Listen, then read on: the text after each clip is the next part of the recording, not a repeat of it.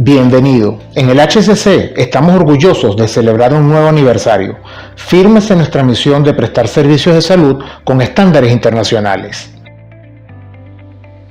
El compromiso de nuestra gente, la tecnología de punta, así como la renovación de nuestras instalaciones, nos han convertido en la opción preferencial de miles de pacientes a lo largo de estos 37 años.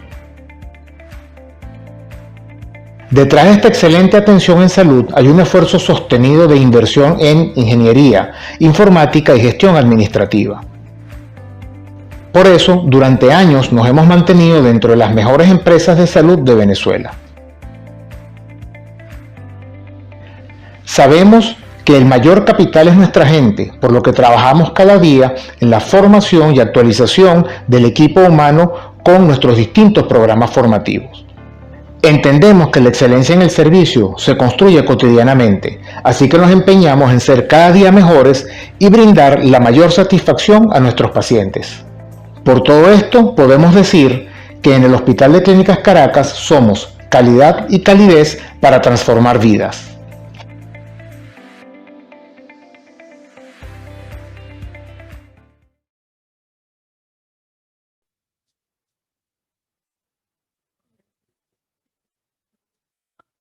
Inicio entonces a la tercera tanda de la tarde de las charlas y tenemos el placer de contar con la asistencia de la doctora Carmen Carrillo, ya presentada anteriormente. Ella nos va a hablar sobre la analgesia postoperatoria y el paciente COVID-19. Muy oportuno su charla para el día de hoy. Bienvenida, doctora.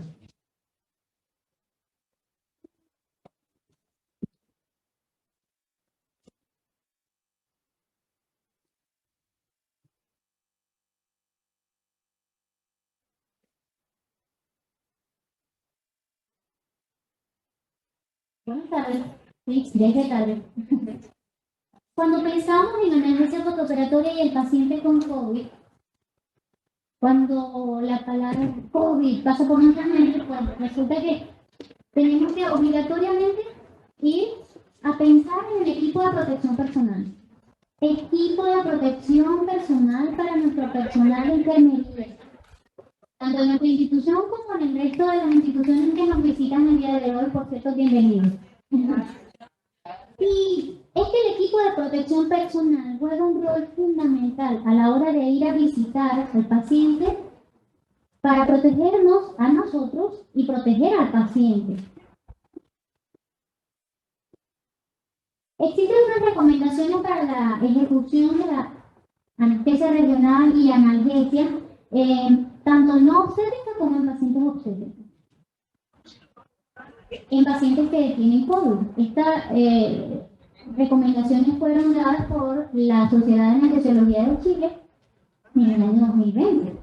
Y es que tenemos que hay, y es fundamental el uso de AINES como terapia.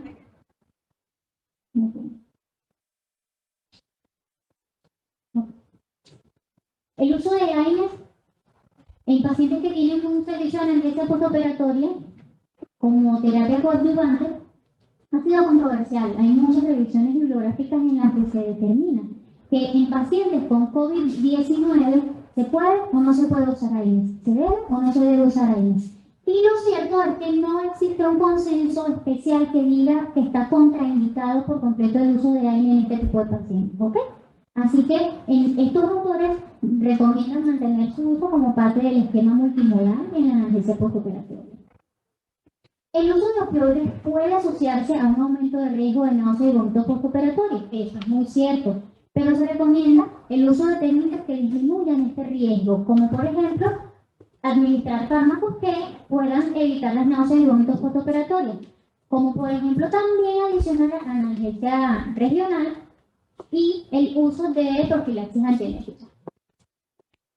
Las técnicas continuas a través del catéter epidural permiten una analgesia de excelente calidad en el postoperatorio inmediato y de contarse con estos sistemas de difusión continua con PCA, pues nos permite además de disminuir las interacciones entre el personal de enfermería, el personal de salud y el paciente que está ingresado en el área COVID, disminuyendo la posibilidad de administrarle bolos a este paciente, sino que él mismo se dé sus rescates.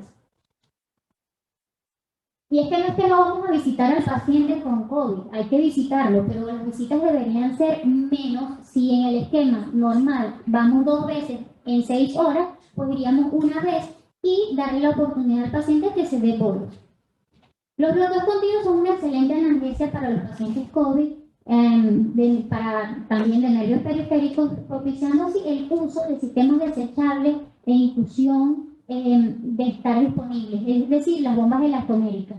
¿Para qué? Para poder descartarlas una vez que el paciente COVID se le retire la analgesia.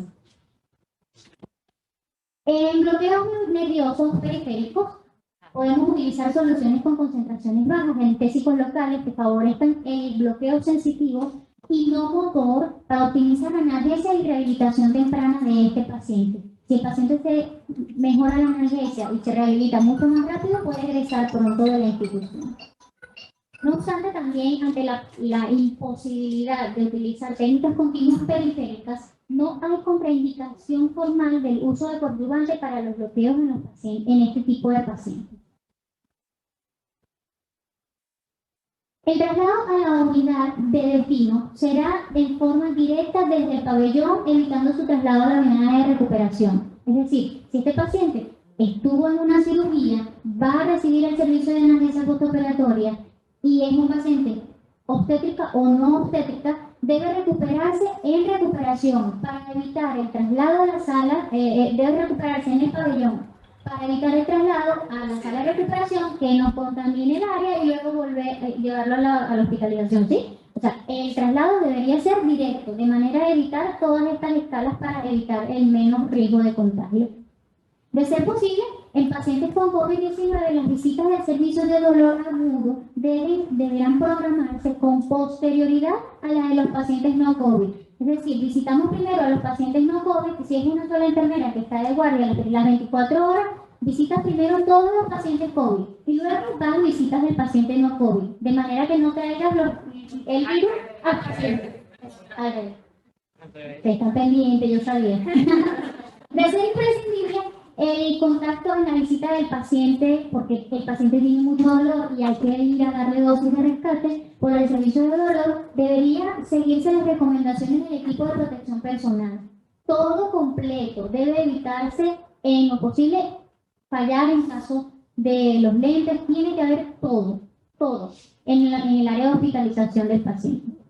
No existe contraindicación en el uso de analgesia regional domiciliaria en los pacientes COVID. Si el paciente puede llevarse la bomba elastomérica a su casa, pues se la puede llevar. Y eso es una alternativa beneficiosa. ¿Qué vamos a hacer? Educar al paciente para que se dé los bolos automáticamente en su casa y no haya la necesidad de volver a la institución. Debe privilegiarse el control telefónico al paciente y el autorretiro del catéter en caso de ser necesario, evitando que el paciente vuelva otra vez a la institución de manera innecesaria al control. Para los pacientes obstétricas, las modificaciones no son muy diferentes. Resulta que estas recomendaciones, se ha descrito que hay algunos expertos que han sugerido evitar el uso de AINES, pues no existe una recomendación exclusiva de no usar AINES en pacientes COVID. Se deben administrar antieméticos para prevenir los vómitos postoperatorios. En las pacientes post-cesárea, postparto, el uso de morfina intratecal no está contraindicado en pacientes COVID, sea parto o cesárea. Se debe realizar el postoperatorio en el quirófano, esa recuperación de la que le hablé, y luego trasladar al paciente directo a su habitación con su mascarilla, con su familiar, de manera exclusiva. Siempre tienen que llevar equipo de protección personal, tanto el personal de enfermería como la paciente, de forma adecuada. La paciente y su compañero deben quedar en la pieza de aislamiento que preferiblemente tenga entrada y salida de aerosoles por gotitas, que lo podemos utilizar en caso de ser necesario, y si la paciente presenta algún signo de gravedad, se debe trasladar a la unidad de cuidados intermedios. No existen, vuelvo y repito, no existen datos que contraindiquen, y en el primer ítem, en todas las recomendaciones, se le puede colocar AINES a los pacientes COVID. Hay que estar pendiente de la hipercoagulabilidad de estas pacientes, sobre todo porque a estos pacientes COVID tiende a colocárseles heparinas de bajo peso molecular. Entonces vuelvo al tema que teníamos anteriormente. Si esta paciente tiene un catéter epidural, pendiente del tiempo de duración, menos de 12 horas y más de 12 horas, para estar pendiente de la colocación y retiro de ese catéter. Además, estos pacientes pueden estar encamados. Entonces hay que tener cuidado con este tema de la hipercoagulabilidad y el tratamiento de eso para el retiro de ese paciente. No hay datos sobre la seguridad del parche hemático en caso de cefalea por punción dural. Punzar y volver a hacerlo en el paciente COVID para tener que hacer el parche hemático no es recomendable. Simplemente se apoya el hecho de utilizar medidas conservadoras. El bloqueo del ganglio fenopalatino sí no se recomienda. No se recomienda porque puede generar aerosoles en estas pacientes y por tanto debería evitarse como opción terapéutica ante una cefalea por punción dural en las pacientes obstétricas. Por tal motivo, este tipo de terapéutica se puede manejar desde otro punto de vista. Siempre el equipo de protección personal completo, tanto el tapaboca, la cara, ojos, la escafandra, absolutamente todo, los guantes, siempre debe haber protección de nuestro personal de enfermería que va a atender a un paciente COVID. Ese es el mensaje que quiero dejarles. Por su atención, muchas gracias.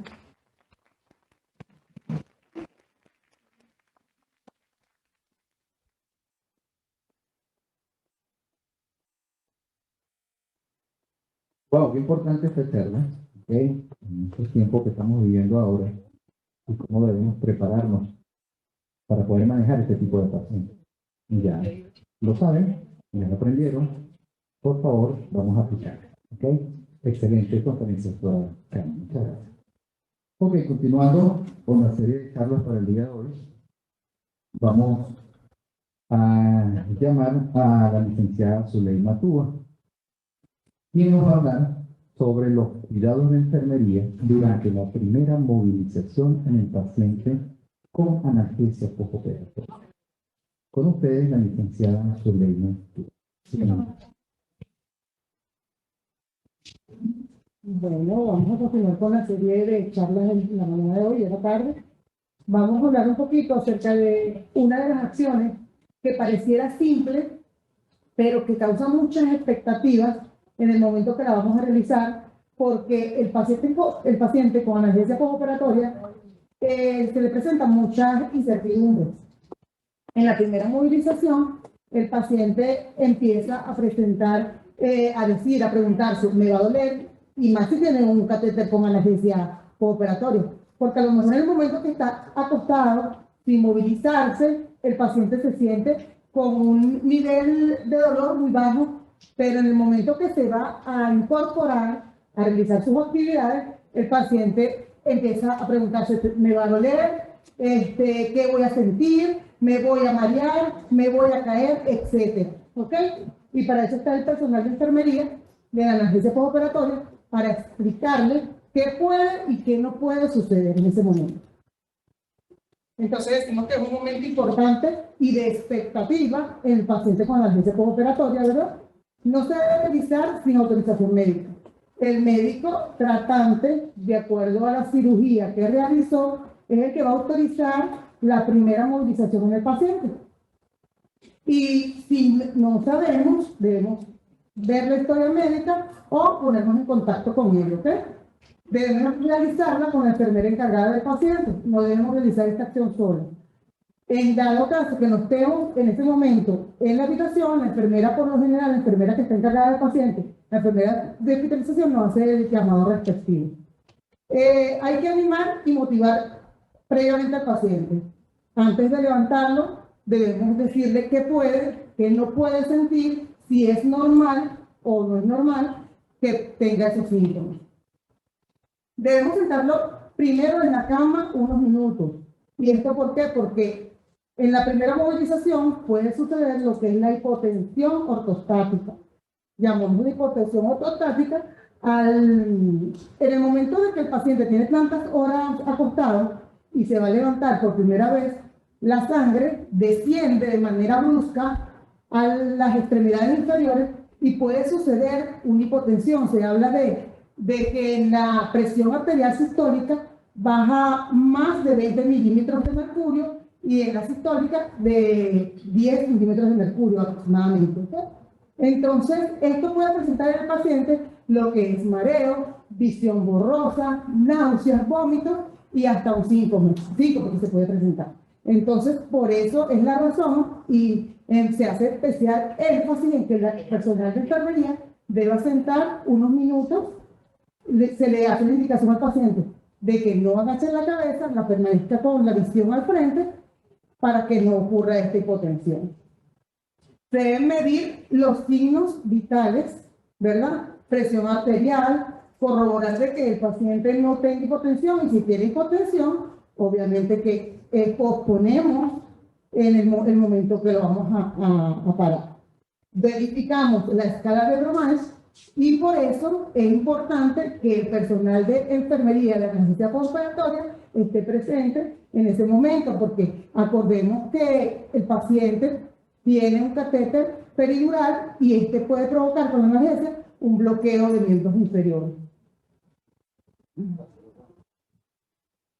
Verificamos el estado motor, lo dijimos, y no alejarlo de la cama por si se presenta alguna emergencia, poder solventarlo con la enfermera de hospitalización. Unos cuidados que hay que tener presente en la primera deambulación con el paciente. Debemos verificar dónde está ubicado el catéter. Anteriormente habíamos hablado de la cura del catéter, que debe ser con un apósito transparente, y antes de ponerlo de pie debemos verificar dónde está ubicado y que sea una buena cura. Vamos a levantarlo en la primera movilización, vamos a tomar la bomba, la podemos movilizar, y si hay una mala cura, el catéter se nos puede salir. Los pacientes hipovolémicos y con hemoglobina baja son más predispuestos a descompensarse. Entonces, de allí la vigilancia que debemos tener en cuanto a la hemoglobina que presente el paciente. Si hay autorización por parte del médico de haber comido, es mejor que el paciente haya comido para después movilizarlo, para impedir la descompensación. Su primera movilización es en la habitación, como ya les comenté, para prevenir si hay un accidente, llega a presentar una complicación, poderla atender a tiempo. Aquí en este recuadro vemos una escala de Bromage otra vez modificada, el bloqueo motor de miembros inferiores, donde 0 va a ser una ausencia de bloqueo motor y el 3 el bloqueo motor completo. Por eso es importante verificarlo antes de movilizar al paciente. Si el paciente presenta un bloqueo motor, posponemos la primera deambulación del paciente. Hay unos signos importantes en el paciente que la enfermera debe valorar durante la primera movilización. Y esto viene dado porque el paciente, cuando ha sido intervenido quirúrgicamente, muchas veces pierde o se pone lenta la motilidad intestinal.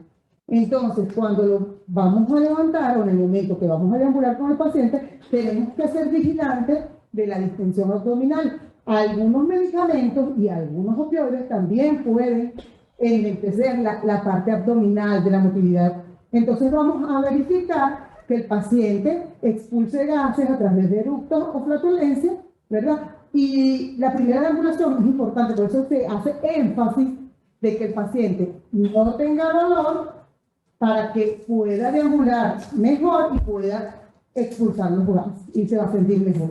Entonces vamos, antes de levantarlo, vamos a verificar la escala del dolor y si es necesario vamos a administrar o a modificar el esquema analgésico que tenga, porque la idea es levantarlo y de que el dolor sea menor de 4 o que no exista dolor para que el paciente pueda realizar su función. Otra de las acciones que debemos, los signos que debemos vigilar es que el paciente vaya al baño y miccione. Por lo general, la primera acción que el paciente realiza cuando se le incorpora es pedir ir al baño. Van al baño, miccionan, vacían vejiga y por lo menos en las pacientes es muy cotidiano ver a las pacientes poscesarianas cuando ahí vacían la vejiga que va a mejorar la incomodidad que ésta pueda presentar. En conclusión, podemos decir, antes de la primera deambulación, el enfermo se debe verificar su estabilidad hemodinámica, midiendo los signos vitales, y que no haya bloqueo motor con escala de Bromax. Se debe medir el estado analgésico, la presión arterial, la escala de Bromax, como lo mencioné, corregir el estado analgésico para que el paciente no sienta dolor ni incomodidad en el momento de hacerlo. Debe haber colaboración con la enfermera del paciente de hospitalización y principalmente el médico tratante debe haber indicado su movilización. Aquí vemos un paciente durante su primera movilización con atención del personal del servicio de analgesia postoperatoria y sin dolor. Muchísimas gracias por su atención.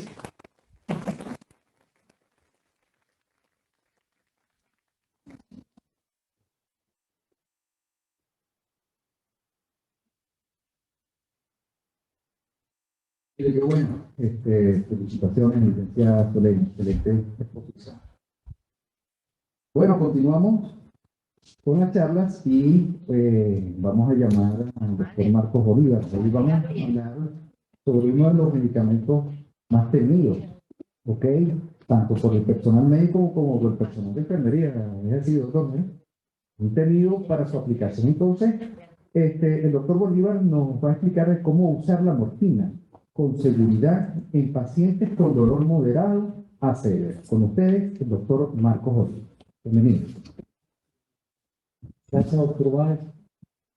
Esta charla para mí es de extraordinaria importancia porque desgraciadamente estamos en presencia de un medicamento que es extraordinario, muy antiguo, muy seguro, pero está satanizado. Está satanizado por médicos. A nosotros, como ustedes, no nos enseñan en la carrera a utilizar este medicamento. Y si pensamos en él, solamente nos viene a la memoria inmediatamente depresión respiratoria, adicción, muerte, y eso mismo piensan los pacientes. Entonces, la misión mía en este momento es demostrarles cómo es de seguro este medicamento cuando se utiliza considerando algunos parámetros. Lo primero que tenemos que decir que es un analgésico derivado del opio que se utiliza para tratar dolor de moderado a severo y más severo que moderado. La morfina, como todos los opioides, y cito esto, todos los opioides, no es la morfina, producen lo mismo. Producen prurito, náusea, vómito, sedación, retención urinaria, estreñimiento y depresión respiratoria. Corrijo. Pueden producir, no es producen. Todos los opioides producen o pueden producir los mismos efectos secundarios. Esto es lo que se ve. Cuando ustedes creen que el tramadol es muy seguro, no, también puede producir esto. El tramadol es un opioide medio, también puede producir esto. Una cosa importante es que el efecto de la morfina se neutraliza con un fármaco que se llama naloxona, que toda institución y todo servicio, de analgesia debe tener a la mano.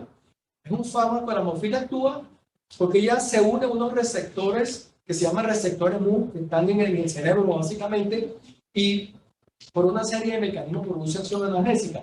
La naloxona desplaza a la morfina de ese receptor y por eso es un antagonista competitivo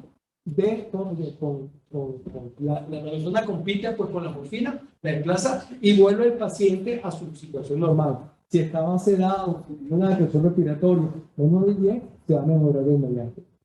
El uso puede ser por vía oral, intravenosa, subcutánea o vía rectal. Esta es una de las dosis, aunque una dosis baja 30 a 50 microgramos, 0.03 a 0.05 miligramos kilo, es lo mismo, aunque se pueden utilizar dosis más altas. El efecto analgésico máximo de la morfina es a los 20 minutos después que usted lo ministre. No es inmediato. El efecto, mejor dicho, hay efecto analgésico, pero no es el importante. El máximo es a los 20 minutos. y su duración 4 horas. ¿Qué quiere significar esto? Que la dosis que usted le pone de morfina, que yo le inyectaba morfina a un paciente, le dura 4 horas. Suponemos que tenemos un paciente con buena función renal y con buena función hepática. Si tenemos un paciente con una cirrosis o con una insuficiencia renal, el cuento es otro. Pero en un paciente de manera general, si usted le administra una dosis de morfina, dura 4 horas. Lo que indica que yo como médico y ustedes como enfermera debemos acostumbrarnos a que ese fármaco se aplica cada 4 horas y se cumple cada 4 horas, a menos que se haga de una infusión continua, como lo vamos a ver más adelante. Ella se metaboliza en el hígado por dos metabolitos, la morfina 3 y la morfina 6-glucurónido. Resulta que la morfina 6-glucurónido tiene propiedades analgésicas igualitos que la morfina, de modo que cuando usted está administrando morfina, tiene circulando en sangre la que usted está inyectando y la que el hígado metaboliza y transforma en morfina 6-glucurónido. Aquí viene el problema nuestro como médico y de ustedes como profesional de la enfermería. Cuando uno va a tratar dolor, uno tiene que pensar, no de manera general, no imaginarse. Esto, como lo operaron de una toracotomía, esto duele bastante, este le pongo morfina. A este lo operaron de una hernia, este le duele menos, este le pongo antiinflamatorio. No funciona así. Para que el médico, para que una enfermera puedan estar involucrados en el tema de dolor, tienen que saber cuánto de dolor tiene ese paciente. Hay múltiples clasificaciones de dolor por su etiopatogenia, por su intensidad, por su duración, pero la que se utiliza normalmente para tratar, para la escogencia de recursos terapéuticos, para tratar el dolor, es esta: tratar de ubicar el dolor de acuerdo a la intensidad del dolor que tiene el enfermo. Entonces yo tendría allí dolor de tipo leve, moderado y severo. ¿Cómo lo sé? Muy sencillo. De manera práctica, todos los días, ustedes en su equipo de trabajo en la bata, igual que nosotros como médicos, tenemos una escala que se llama escala numérica verbal simple. Para eso no es necesario instrumentos ni nada de eso. Eso es lo más práctico. ¿Cómo lo hacemos? Le preguntamos al enfermo. El paciente le va a decir, tengo dolor, pero hay que cuantificarlo. Hay que decirle, señor, yo quiero saber cuánto tiene usted de dolor. Imagínese una realidad de centímetros, en la cual el 0 significa que usted no tiene dolor y el 10 es el peor dolor que se puede imaginar en su vida. Él le dirá un número. Si usted dice que tiene 3, ese paciente tiene un dolor de tipo leve. Eso es dolor leve. Ahora, estos son los recursos analgésicos que se utilizan para tratar el tipo leve. ¿Cuál? Utilizo antiinflamatorio no esteroideo, utilizo los COSIP como el toricosip o el sedecosip, acetaminofén, paracetamol o dipirona. ¿Usted puede usar morfina aquí? Claro que la va a utilizar, pero no tiene justificación, porque realmente este tipo de dolor leve responde a estos recursos analgésicos. Si el paciente le dice que tiene 6, y usted lo clasifica, lo ubica aquí, tiene un dolor de tipo moderado, ese es un paciente para opioides tipo débil, tipo tramadol, tipo codeína y tipo tapentadol. Si le dice que tiene 8, 9, tiene un dolor severo, este es un paciente realmente para opioides fuertes como la morfina, el fentanilo, la oxicodona y la metadona. Entonces, este es el primer error que cometemos cuando vamos a medicar a un paciente. Nosotros y ustedes nos imaginamos, suponemos, en base a nuestra experiencia, que el dolor le duele mucho o le duele poco. Eso no es así. Esto es lo que se utiliza desde el punto de vista práctico, desde el punto de vista lógico. Entiendo que hay extremos de la vida en los cuales aplicar esto no es fácil. Un paciente pediátrico funciona de manera diferente, que es objeto de otra conferencia, y el adulto mayor con trastornos cognitivos también. Usted le dice a un paciente de 90 años o con menos con un trastorno cognitivo y él no va a entenderlo. Usted tendrá que buscar otro tipo de evaluación, poquito, moderado, mucho, exagerado, para poder llegar a lo que usted quiere. Pero en principio la mayoría de los pacientes se evalúan bien con esto para poder prescribir el analgésico adecuado. Les quiero mostrar esto y me gustaría que si quieren tómenle foto y lo guarden de por vida.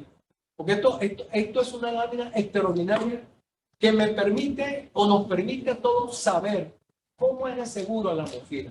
Es más, le voy a decir una cosa, es más dañina la morfina intramuscular que la morfina intravenosa. Esto de aquí para arriba significa concentración analgésica de la droga, de la morfina.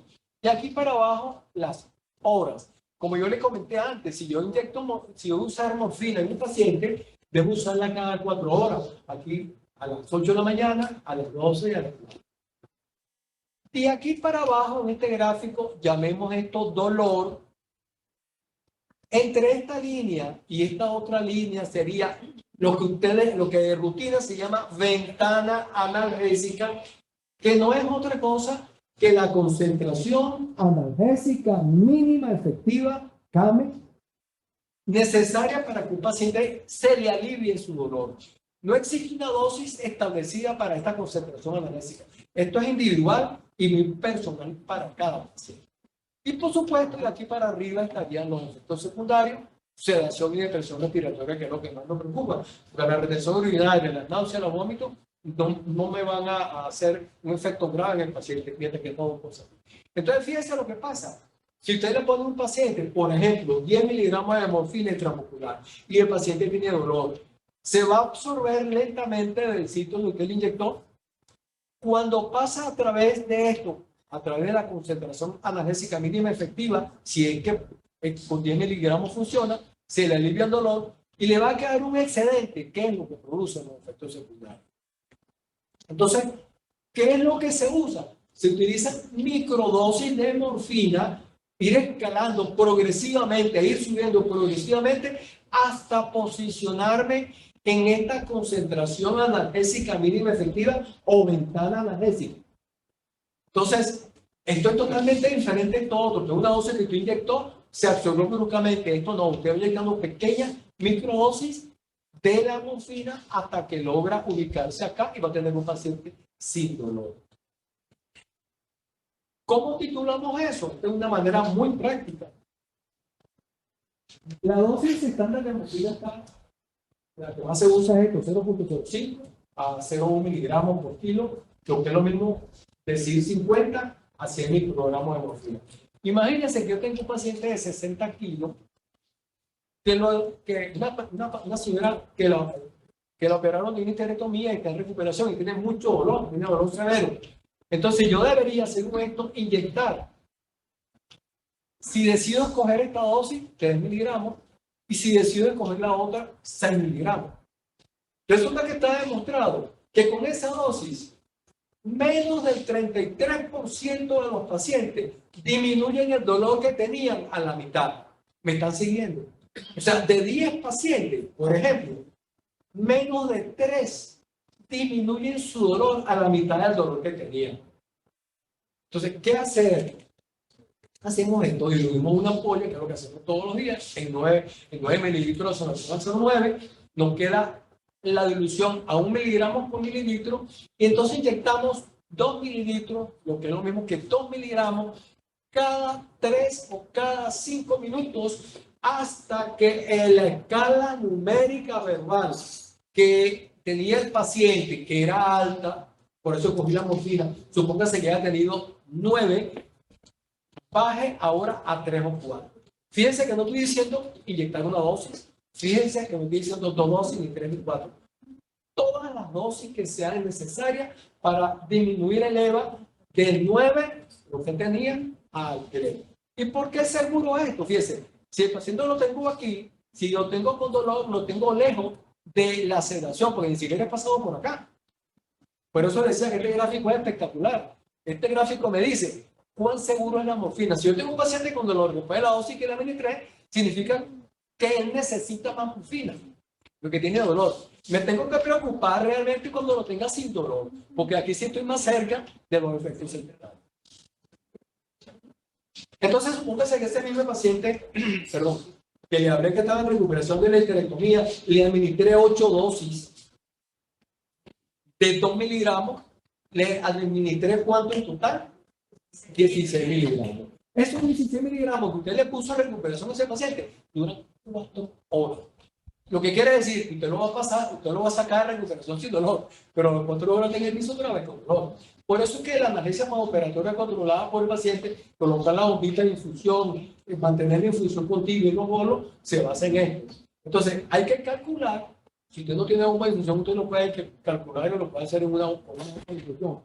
El doble de esto sería para utilizar en 8 horas y un poco más para 24 horas. Entonces usted puede calcular, serían 32 miligramos para usar en este paciente en 8 horas, que tendría que mantener en infusión continua para que él se mantenga sin dolor, o 96 miligramos para utilizar a 24 horas. Y siempre considerar la posibilidad de un bolo adicional que el paciente pueda manejar o la enfermera pueda cumplir, que sería el 10% de lo que usted utilizó, si acaso era una crisis de dolor. Si yo utilicé 16 miligramos para controlar su dolor y yo voy a evaluarlo durante 4 horas más, debo dejarle una dosis de 1.5 miligramos de bolo que él o la enfermera va a manejar cada 5 minutos, cada 3 minutos, para controlar este nuevo dolor. Quiero decirle que anteriormente, cuando no había bomba de infusión, la analgesia controlada por el paciente lo hacía la enfermera. Hacía los bolitos y luego se mantenía una infusión continua. La bomba ayuda, pero no es indispensable. Lo que es importante es saber lo que estamos haciendo. Por supuesto, si yo utilizo junto con la morfina otros fármacos como los antiinflamatorios no esteroideos, fármacos de acción central como la dipirona, el paracetamol, la acetaminofén, la dosis de morfina que voy a utilizar es menor y por supuesto va a haber menos efectos secundarios. Fíjense, aquí está publicado que cuando yo utilizo morfina y adicionalmente junto con la morfina en el esquema analgésico utilizo un antiinflamatorio no esteroideo, la dosis de morfina se me va a reducir de un 15 a un 60%.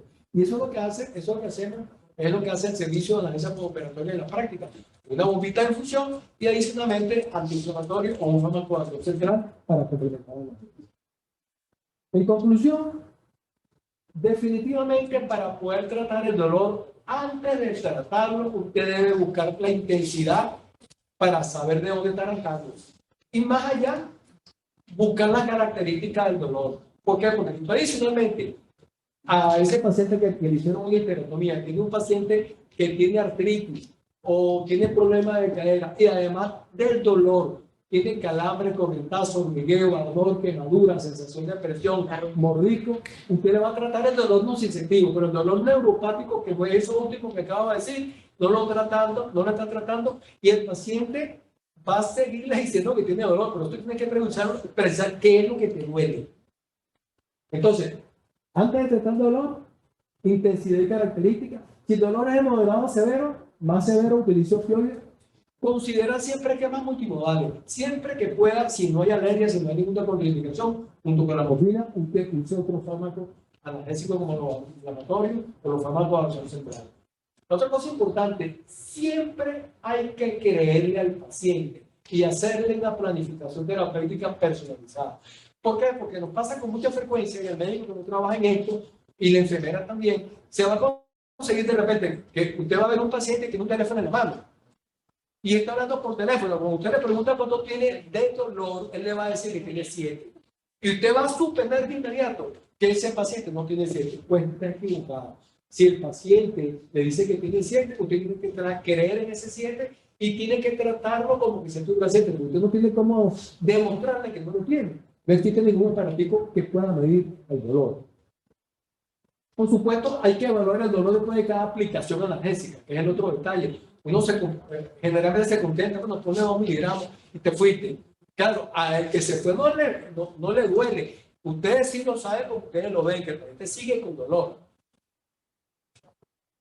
Entonces, todo paciente va a mejorar su dolor solamente una vez, solamente cuando alcance la concentración analgésica mínima efectiva. El paciente se le va a quitar el dolor una vez que usted alcance de esta etapa de dolor que usted fue escalando, una vez que usted lo tenga aquí. Ahí sí se le quita el dolor. Pero mientras tanto, usted tiene que seguir administrando morfina. La morfina no tiene dosis techo, que es el otro tema. Que si yo utilicé 10, utilicé 20, no. Que tu paciente le dice que tiene dolor, lo que le está diciendo es que tiene que utilizar más morfina. Si le ponemos una Lilia con un inyectado, es que usted no ha alcanzado la dosis que requiere el paciente.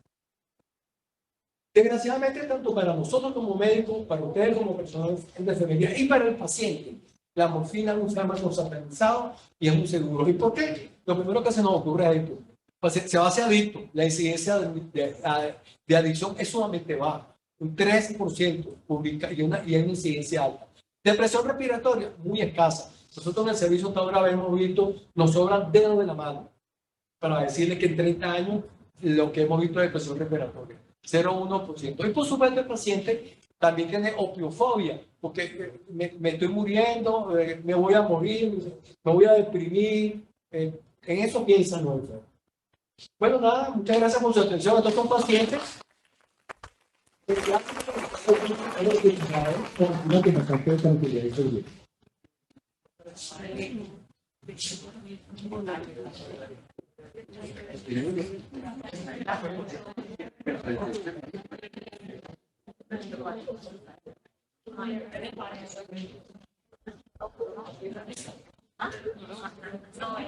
Bueno, la charla que viene ahora está a cargo del doctor Douglas Baez.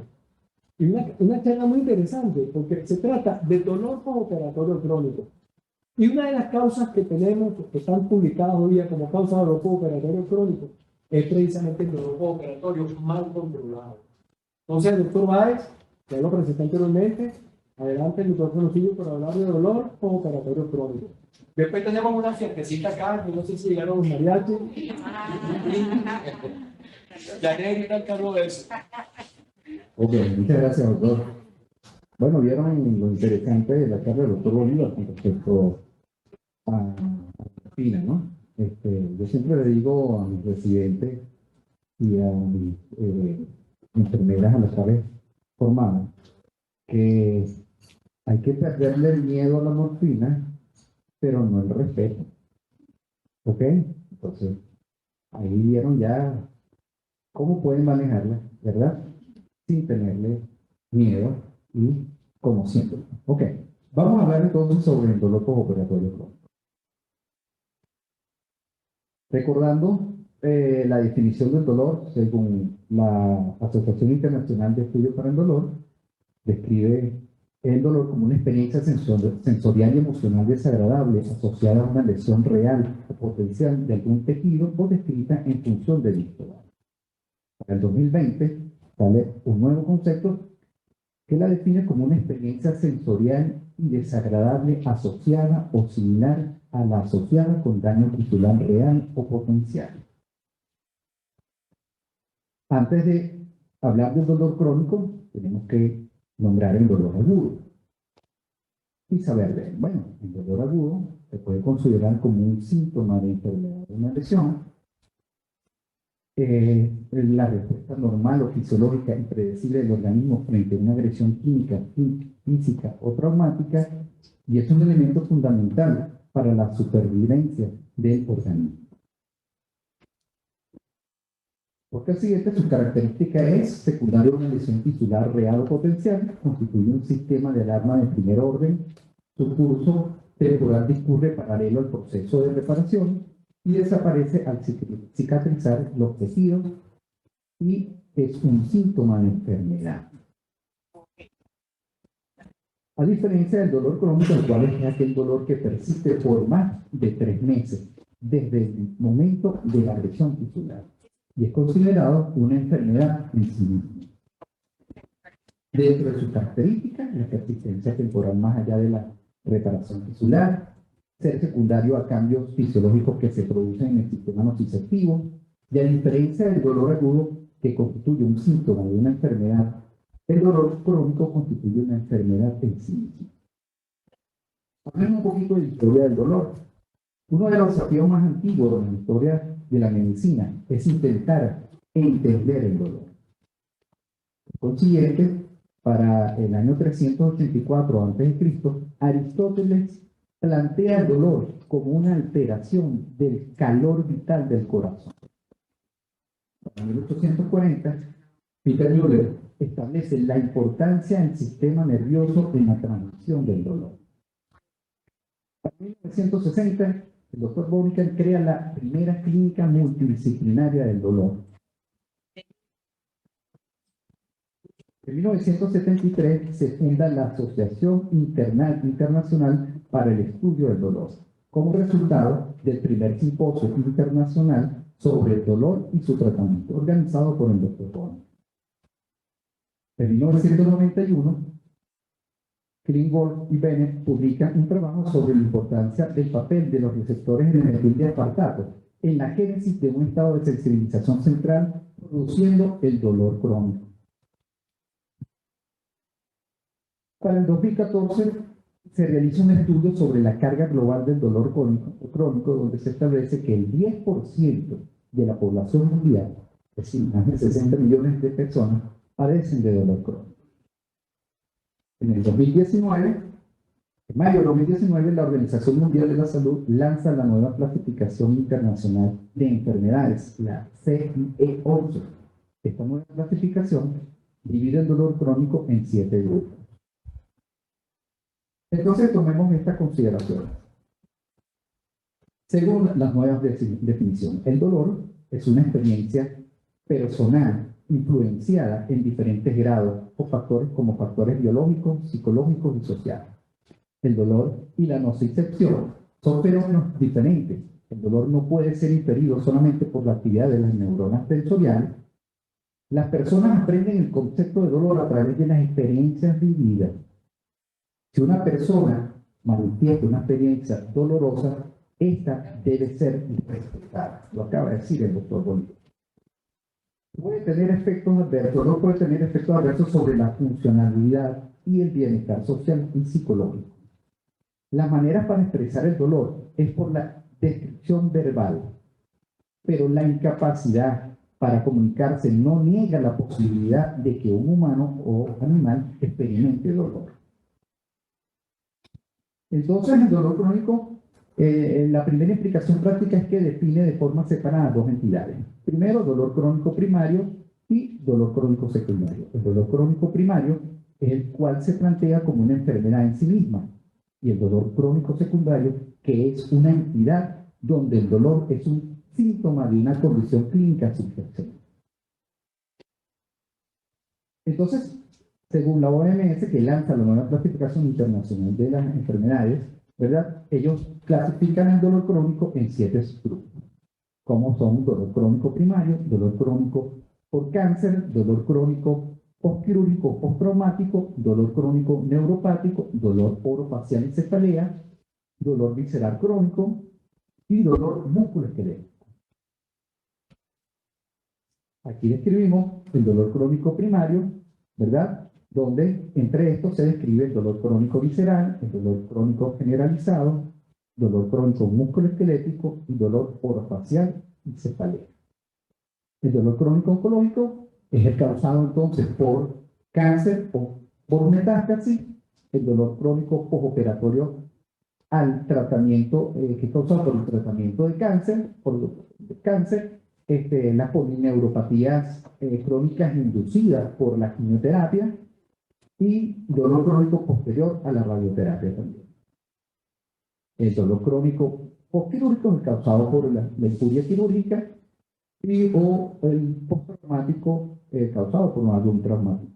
El dolor crónico neuropático, que es el dolor, puede ser dolor neuropático central y dolor neuropático periférico, causado por alguna enfermedad del sistema nervioso. El dolor orofacial secundario y cefalea, se describe cefalea o dolor orofacial atribuido a trastornos temporomandibulares crónicos. Entre estos se incluye el dolor de la neuralgia del trigémino, dolor crónico orofacial neuropático, dolor crónico dental, dolor crónico orofacial. Bueno, el dolor crónico visceral también pues, está causado por procesos inflamatorios persistentes o procesos mecánicos vasculares o factores mecánicos como tal.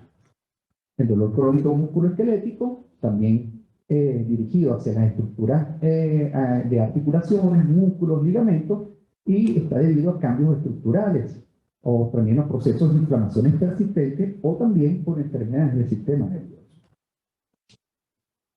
Entonces hablemos un poco en la transición del dolor agudo operatorio a dolor crónico. Esto es un proceso complejo, poco conocido y de interés creciente en los últimos años. Los cuadros dolorosos crónicos derivados de determinados procesos quirúrgicos se asocian a una elevada prevalencia. Sin embargo, se identifican factores pronósticos predictivos relacionados a la aparición de dichos cuadros dolorosos. Su detención precoz permitiría iniciar tratamientos analgésicos preventivos con el objetivo de evitar dicha transición. En este cuadro podemos ver cómo la injuria quirúrgica, ¿verdad?, lleva a un dolor agudo postoperatorio que puede llevarse hacia reparación del tejido o una desaparición del dolor, o se puede causar el dolor crónico postoperatorio debido a todos los procesos de transición que pueden ser diagnosticados a tiempo. Entre estos factores que acabo de describir están los factores predictivos del dolor crónico postoperatorio que pueden ser según el periodo operatorio o según el periodo posorigen. Entonces, en estos se dividen como un periodo preoperatorio, intraoperatorio y postoperatorio. En el intraoperatorio hay unos factores pronósticos que nos van a decir el paciente ha tenido tiene una predisposición genética o el paciente ha tenido presencia del dolor preoperatorio o ha tenido reintervenciones recurrentes. Se describe que el sexo femenino es uno de los más afectados. Se describe también en pacientes de menos de 55 años, los pacientes que cursan con ansiedad preoperatoria, pacientes que cursan con catastrofismo.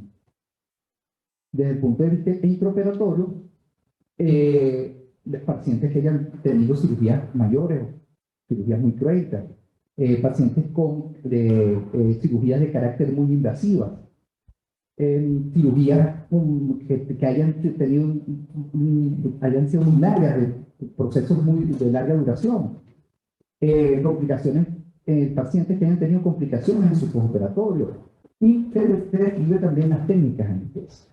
En el postoperatorio, también, entonces, pacientes con dolor agudo postoperatorio, con características neuropáticas, pacientes con vulnerabilidad psicológica, pacientes con depresión, ansiedad e insomnio. Entonces, con respecto al tratamiento, el tratamiento analgésico, como ya lo hemos descrito en la fase preoperatoria, es importantísimo. El inicio del tratamiento postoperatorio durante la intervención también nos ayuda muchísimo. El uso de la analgesia multimodal, lo acaba de escribir el doctor Bolívar. La selección del tratamiento va a depender en función del tipo de intervención quirúrgica y de las características del paciente. Así que los estándares mínimos europeos de dolor postoperatorio se recomienda la aplicación de una escalera analgésica similar o recomendada por la OMS en el tratamiento del dolor crónico. Hablemos de las modalidades del tratamiento según el procedimiento quirúrgico. Aquí los tenemos. Si es una cirugía menor, como herniorragia, cirugías de varices, laparoscopia o ginecológica, bueno, podemos utilizar paracetamol, analgésicos antiinflamatorios, podemos infiltrar la herida con anestésicos locales o podemos valerlos de algunos bloqueos nerviosos. Pero si la cirugía es moderada, como sustitución de cadera, esterectomía, cirugía maxilofacial, ¿verdad? Podemos utilizar entonces analgésicos antiinflamatorios, paracetamol, infiltrar la herida, bloqueos nerviosos periféricos, y podemos utilizar opioides sistémicos, lo acabamos de escribir el doctor.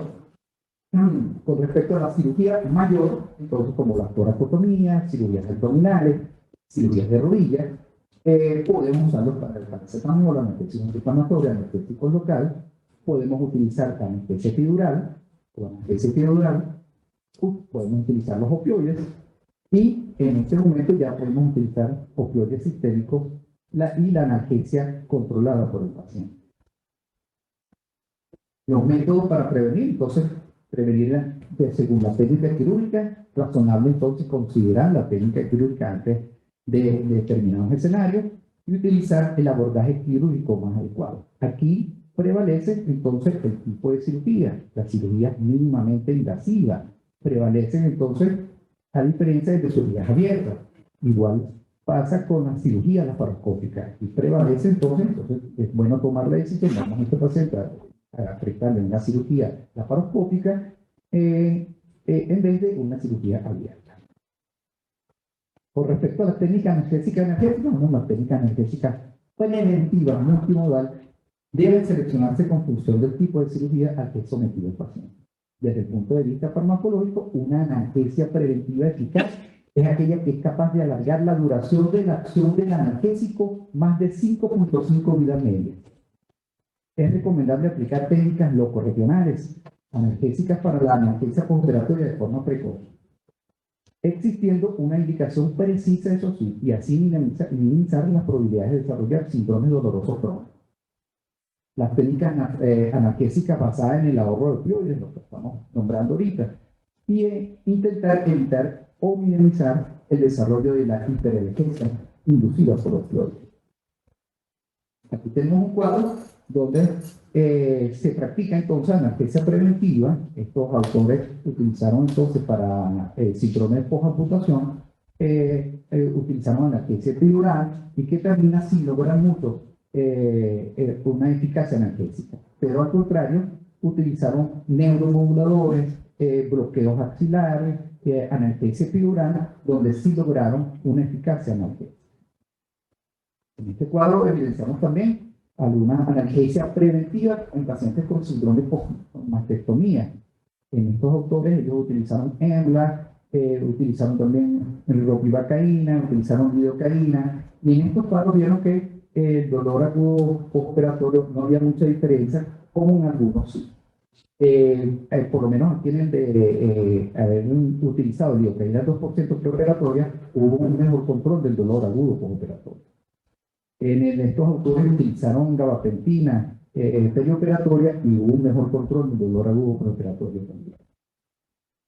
Entonces, como conclusión, mientras no se produzcan nuevas evidencias, una de las claves en la prevención del dolor crónico postoperatorio es el tratamiento adecuado del dolor agudo postoperatorio. Todas las técnicas anestésicas y analgésicas capaces de bloquear específicamente los impulsos de los estímulos nociceptores a la médula espinal potencialmente pueden contribuir a la disminución de la incidencia del dolor crónico postoperatorio. Aunque desconocemos actualmente toda la magnitud de estos efectos preventivos, debemos aplicar. Para el día 17 de octubre se celebra el Día Mundial contra el Dolor. Entonces, ya tenemos este concepto donde el dolor crónico ya es en sí mismo considerado una enfermedad. Muchísimas gracias por su atención.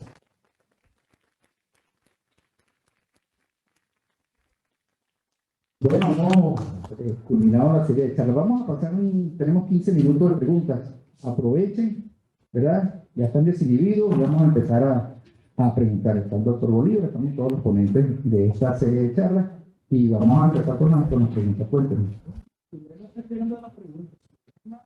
Ajá. Bueno, vamos a ver. Sí, señor. Estamos listos. Levanten la mano, no, que no sean todos, por favor. Ya. Aquí hay una. Ok, adelante. Pues, identifícate y quítate el tapaboca para poder escuchar un segundito más. Y después lo vuelves a hacer. Ok, bueno. Su nombre, por favor. Su nombre. ¿De dónde viene? Trabajo en quirófano ambulatorio. Qué bueno. Bienvenido. Una persona con dolor crónico preexistente se va a someter a una intervención quirúrgica. ¿Cuáles son las diferencias en parámetros a llevar con una persona que no tiene ese tipo de condición? Medida de la bomba analgésica, la duración que puede tener, el cambio de medicamento. Bueno, lo vamos a escribir en la charla, ¿ok? Esta paciente ya sabemos que ya tiene un antecedente, un dolor crónico antes de ir a una cirugía, pues nos va a decir que posiblemente esta paciente pueda cursar con dolor crónico postoperatorio. Eso es importante evidenciar y tratar el dolor trans y postoperatorio. Es decir, no lo vas a tratar inmediatamente después de la cirugía. Entonces debes prepararte que posiblemente esa paciente puede cursar con dolor crónico postoperatorio. Entonces debemos indicar, como lo dice en la charla, con medidas, aplicando analgesia antiinflamatorio, medidas de analgesia multimodal y aplicando otros como son bloqueos periféricos, etcétera, para tratar de disminuir la sensibilidad central, sensibilización central y periférica en esos pacientes que desencadenen dolor crónico postoperatorio.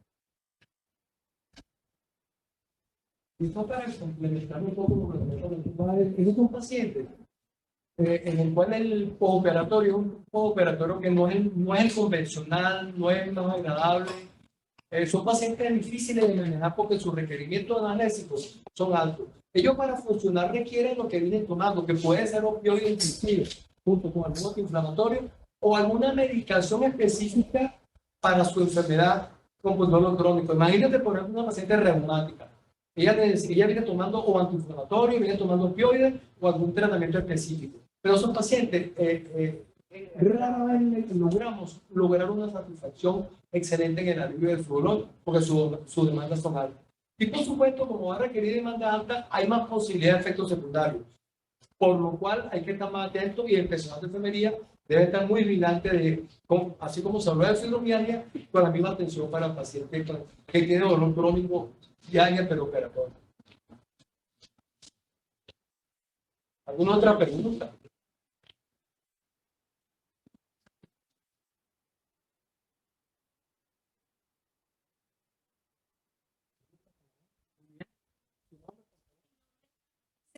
¿De dónde quieren hablar? Bueno, yo actualmente no me desempeño en el área, porque estoy trabajando como técnico dental, Perfecto. pero tengo 25 años de profesión. Bien, excelente. Doctor, en el caso de los pacientes psiquiátricos, específicamente en el manejo de la bipolaridad, con tratamiento de quetiapina en altas dosis, y la paciente presenta sintomatología de fibromialgia, ¿cómo se pudiese, diría yo, conocer si esta fibromialgia verdaderamente es manifestada porque es una fibromialgia o por su condición psiquiátrica, ¿verdad? O sea, ¿cómo se puede manejar el dolor en una persona así? Porque aparte de eso, tengo entendido que, por ejemplo, los AINES son inhibidos por el efecto de la quetiapina. No, fíjense, el paciente, si usted trae a un paciente fibromialgico, ya trae su enfermedad de base y trae su tratamiento. Y si es un paciente psiquiátrico, de igual manera, son pacientes que vienen evaluados antes del procedimiento quirúrgico, a menos que sea una emergencia. Y estos pacientes hay que respetarles su régimen analgésico y evidentemente adaptar el tratamiento analgésico a la intensidad del dolor que él tiene, juntando además lo que él viene recibiendo.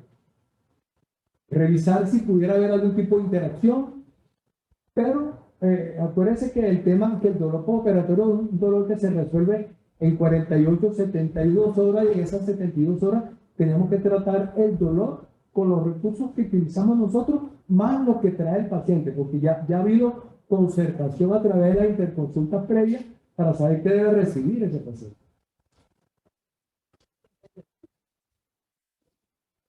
¿Alguna otra pregunta?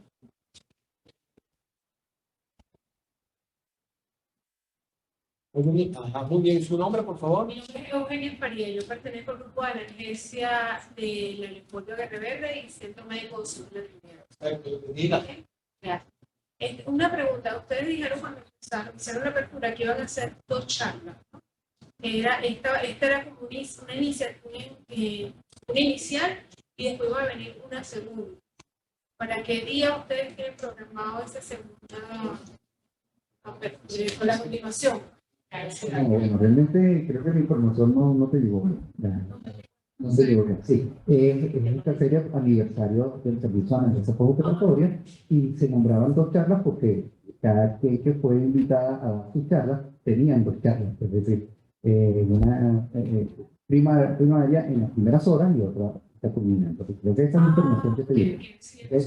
Sí, pero no te preocupes, nosotros vamos a tratar de realizar estas actividades docentes, para tanto personal de enfermería como para personal médico. Sé que la situación pandemia nos tiene un poco frenados para este tipo de charlas, pero si pueden ver, mira, en nombre de Dios, que todos salgamos aquí bien, sin ningún problema de la pandemia, pero esto nos trae nuevas experiencias y posiblemente nos vamos a seguir realizando este tipo de actividades. ¿Ok? Con la cuestión de la pandemia, se han implementado muchos webinars. Y de verdad que sería muy bueno también que con los correos que nos solicitaron a todos, nos pudiesen introducir también a los webinars. Buenísimo, sí. Realmente dentro de la... No, gracias a ti por tu asistencia. Dentro de las actividades académicas, tanto de la unidad de profesionalización de Hospital y Clínica Caracas y el Hospital Ministerio de Caracas, estamos muy activos con esta parte académica. Vamos a tratar de reformar también un poquito o de avanzar un poquito más para el personal de enfermería, para que participen y les damos un incentivo para ustedes, para que también puedan activarse a hacer este tipo de actividades académicas que esto va en pro de mejorar nuestra calidad. ¿Ok? Entonces, adelante. ¿Cuál es tu nombre y de dónde vienes?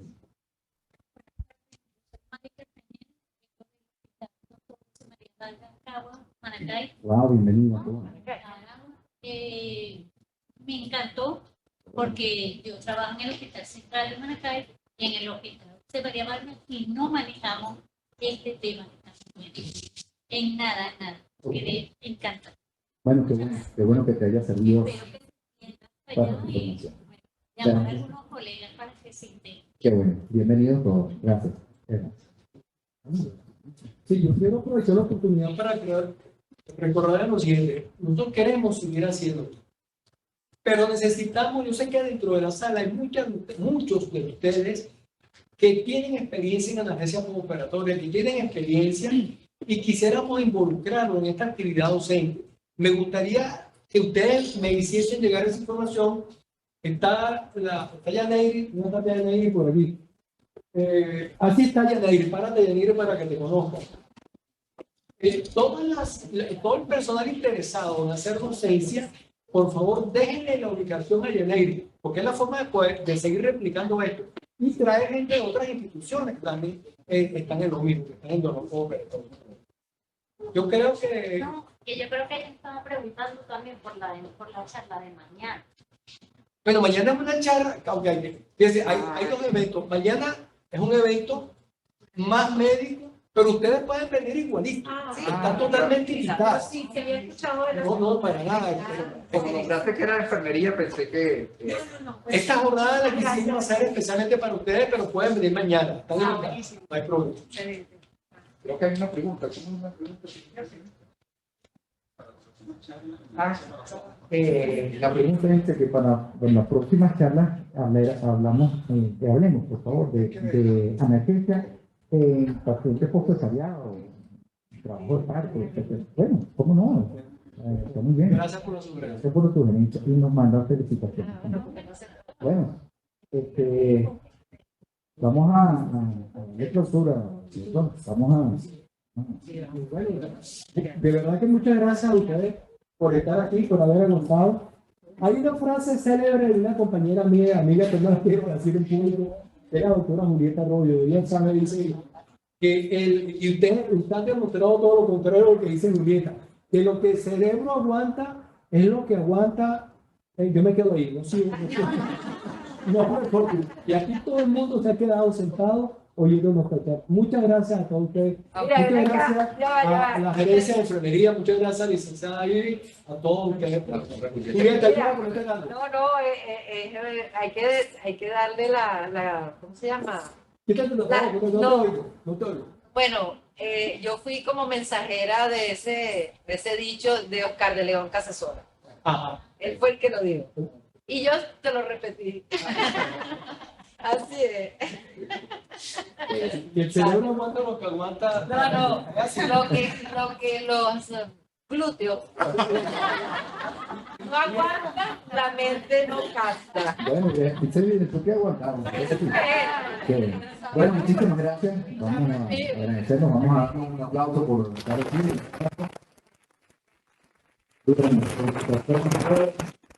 Vamos a invitarle ahorita para un pequeño brindis. Lo ven ahí, vamos a pasar para el área para que den un pequeño brindis por el aniversario, 30 aniversario del servicio a nosotros, los de Gracias a todos por su asistencia.